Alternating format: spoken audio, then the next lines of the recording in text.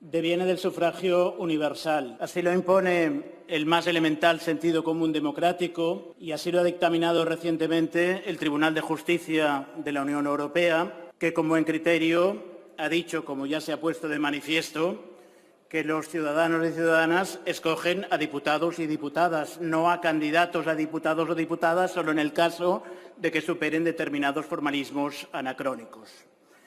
Esto es lo que ha permitido que el presidente Carles Puigdemont y los consellers Comín y Ponsatí sean hoy eurodiputados, y esto es lo que permitirá que en breve Oriol Junqueras pueda también ejercer como eurodiputado. La promesa de acatamiento de la Constitución es absolutamente superflua. Hay una expresión acuñada por Baltasar Gracián, que decía que cumplimiento es la suma de cumplo y miento. Se puede, por tanto, acatar la Constitución e incumplirla, como se hace frecuentemente con muchos derechos fundamentales, o se puede simplemente no acatarla y cumplirla.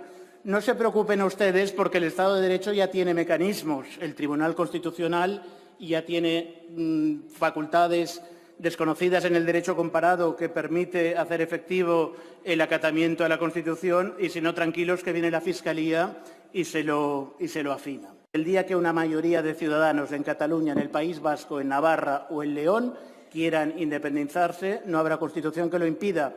Y no impide tampoco esa Constitución, que no es militante, decir que no nos gusta el artículo 1.3 cuando dice que el sistema político del Estado español es la monarquía parlamentaria. Lo será mientras una mayoría de ciudadanos y ciudadanas de este país así lo pretendan.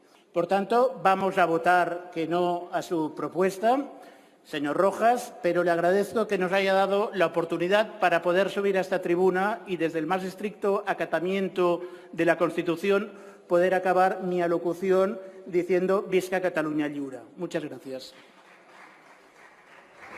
Gracias, señor Alonso Cuevillas.